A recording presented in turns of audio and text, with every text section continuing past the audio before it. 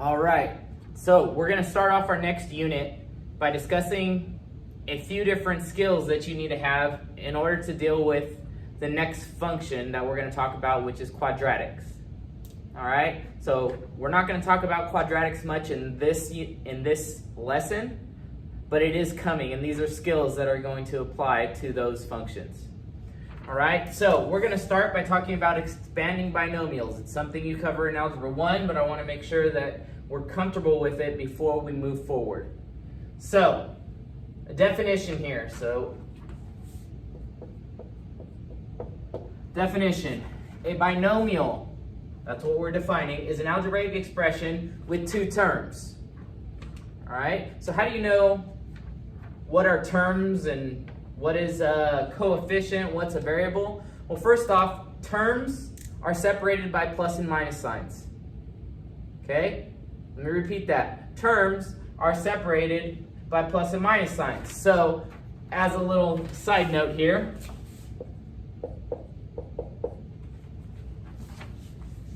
how many terms are in that statement? 2 parentheses 2x. Now, I read it a certain way, so I didn't kind of give it away. But you have to think, what operation is occurring? That's multiplication. So, in multiplication, we can multiply these two things, even though they're not like terms, right? That is just for x. So that is a single term. So terms are separated by pluses and minuses. Okay, so what's an example of an algebraic expression with two terms? Well, we could say x plus 2, for example. That is a binomial algebraic expression. All right, so what else could that be? Well, you could have 3x minus 1. Okay, you could have x plus 2 over 3. Now you might say, that looks like one thing. Well, with fractions, you can split them into two terms. This is x over 3 plus 2 over 3. So that is a binomial. Now the question will come up, does it only have to be x? Can it be something else? No, it could be something else. Okay, you could have an x squared. That's a binomial. X squared minus 9. You could have multiple x's. That's also a binomial. So this lesson is, how do we multiply two things? For example, x plus 2 times 3x minus 1. Those are multiplying two binomials, and that's what we set to accomplish in this lesson. So, when asked to multiply two binomials, that is also known as expanding. So the word expanding is kin to multiplying. You have to use the distributive property not once, but twice. So let me go through this example. We have x plus 5 times x minus 3. Now you've dealt with binomials in this class, but you've had a monomial out in front. I haven't asked you to multiply this. Okay, you guys have used the distributive property already this year. All right, so when using the distributive property here, we need to distribute this x times x minus 3. So I'm going to write that down. Do that in a different color here. So I have x times x minus 3. But I also need to distribute this 5 to the x minus 3. And my arrows represent multiplication. All right, so I also have positive 5 times x minus 3. So now you see we have the distributive property twice. And all we have to do now is use that distributive property. So distribute here and here. So I should have an equal sign here is equal to x times x is x squared. X times negative 3 is minus 3x. Positive 5 times x, I'm distributing here. That's plus 5x. And then 5 times negative 3 is minus 15. So now we don't leave our answer like this. We always check to see if we can simplify this expression. And we notice there's like terms here in the middle.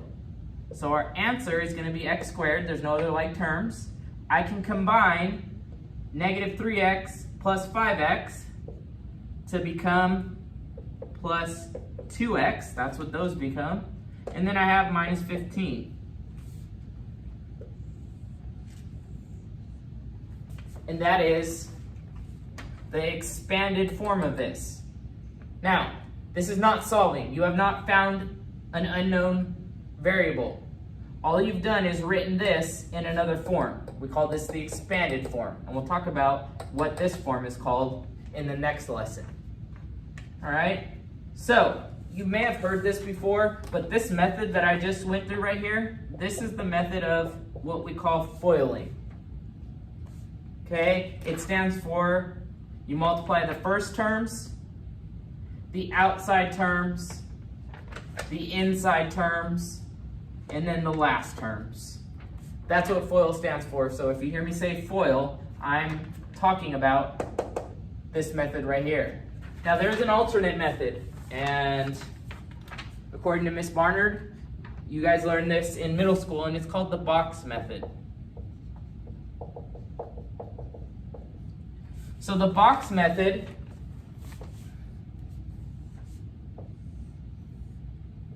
goes like this. Create a 2 by 2. All right, 2 rows, 2 columns. You put one of the binomials on the top, so I'm going to put x plus 5 over the top of the box, and then the second binomial goes down on the left side of the box. So x minus 3.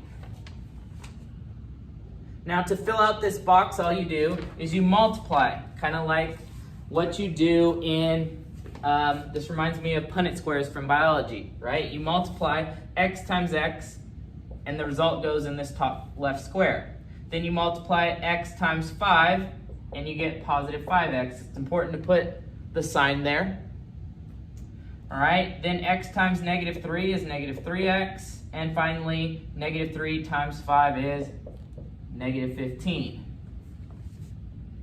Okay, so you see we have all the same numbers as the foiling method, but the box just organizes your work. That's all it does. It's an organizer.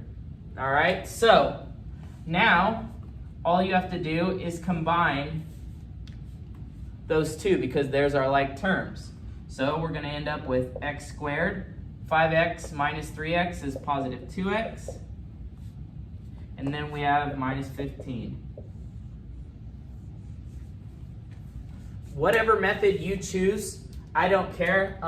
When I'm teaching, I tend to FOIL, but the box method works just as good. So next I'm going to be doing some more examples, and then I'll have you practice them.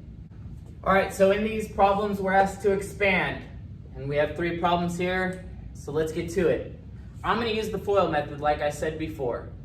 All right, so I'm going to take this first term from the first binomial and I'm going to distribute it to the second parenthesis, or the second binomial. So I'm going to have 1 times x minus 7. I actually haven't distributed anything yet. I'm just putting it next to it. All right, and then I'm going to take this x and distribute it to the binomial x minus 7. So I'm going to have plus x times x minus 7. All right. Now I'm going to, and this is equal, this is equal. Okay, next I'm going to distribute. So I'm going to have 1x, or just x, minus 7. And then I need to distribute here, plus x squared minus 7x.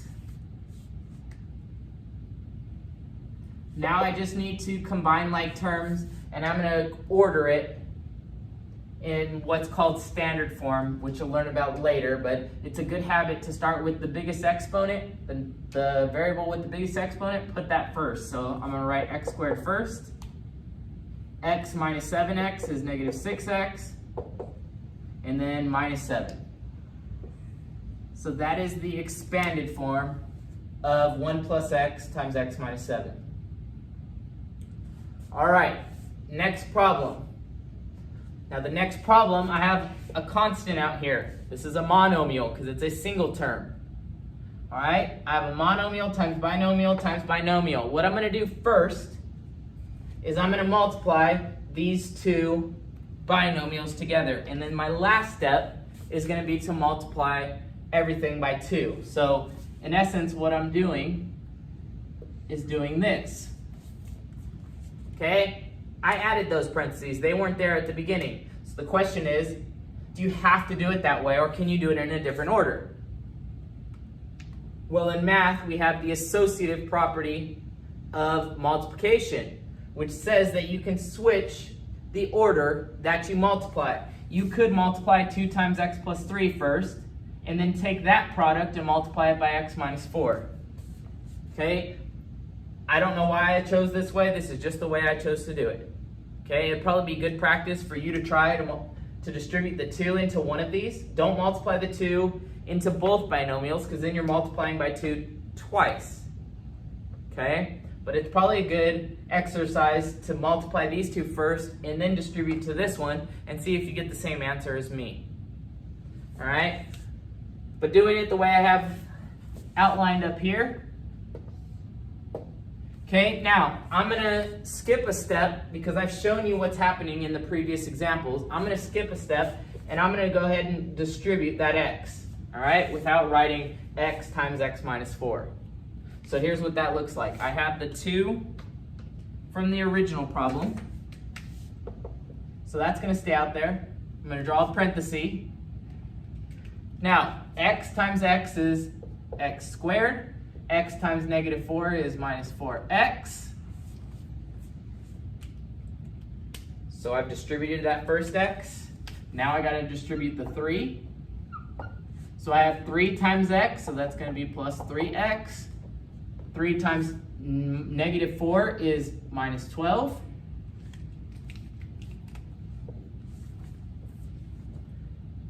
Now order of operations says work inside the parentheses.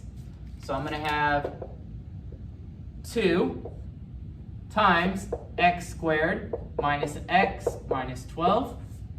Now I distribute in the 2. So I get 2x squared minus 2x minus 24.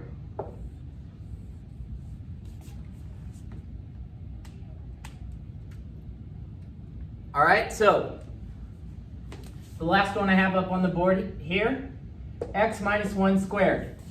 So a common misconception, and don't do this, so this is a big no-no, don't do this. This is not x squared minus 1 squared. You can't distribute an exponent over addition or subtraction. And that's what you just did if you wrote this. And this is common. Every year I see this. And I want to stop it before it starts. All right? So what does x minus 1 squared mean? Well, you have to use the definition of an exponent. An exponent means that it's x minus 1 times itself. So it's a binomial times a binomial. So it's what we've been doing. So I will expand that. So we get x squared minus x. X times x, x squared. X times negative 1 is minus x. And then we have negative 1 times x is negative x. Negative 1 times negative 1 is positive 1. And now we just need to combine like terms to finish out the problem. And we get x squared minus 2x plus 1. All right, so another example of expansion. Okay, this has you use order of operations. So, order of operations says work with parentheses first. Can we put together x plus 3? Can we combine those? The answer obviously is no. So then we move to exponent. So we got to deal with this exponent of it being squared. So we'd start by saying x plus 3 squared is x squared plus 9, right? Wrong. Don't do that. Do not distribute over addition or subtraction. Exponents don't distribute over that. So this is equal to x plus 3 times x plus 3 plus 4. All right? So now we got rid of the exponent, and now we have multiplication and addition. So we need to do the multiplication first. So we need to expand right here. So we have x squared plus 3x plus 9. That's the expansion of this, plus 4. All right, so now combine like terms. I can drop the parentheses because there's nothing out here to distribute. I can drop the parentheses.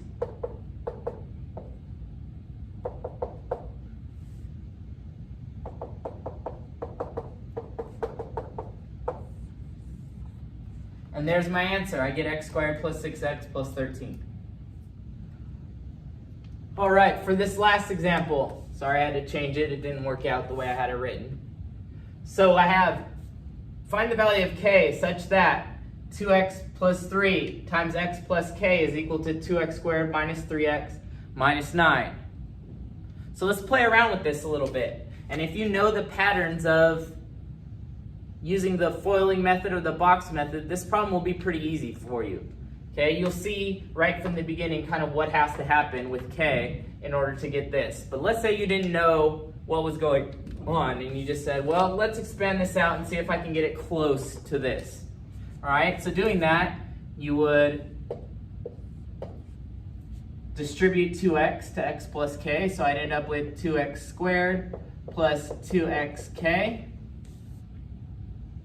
And then distributing the 3 to x plus k, I'd have plus 3x plus 3k. And I know that has to equal 2x squared minus 3x minus 9. All right, so now let's make some comparisons here. This 2x matches this 2x. 2x squared, excuse me. All right, let me get a different color here. So this part right here, they both have x's in them. That part must match negative 3x. So this part has to equal negative 3x. So that, what does that mean for 3k? 3k has to equal negative 9. All right, so what can you do? Well, if 3k equals negative 9, I can solve for k there. I could also solve for k here, but this looks a little more complicated than this one. So I'm going to solve 3k equals negative 9 for k, and I get k is negative 3. So if you were to solve this one, 2xk plus 3x is equal to negative 3x, you would also get that k is negative 3. Now how do you check your answer here? Well, just go back to the beginning and put 2x plus 3 times x minus 3, and go ahead and FOIL that out, and you should get back to where you started. Or you should get 2x squared minus 3x minus 9. All right, so that's expanding binomials. It is a skill that we're going to use quite often this year. Good luck.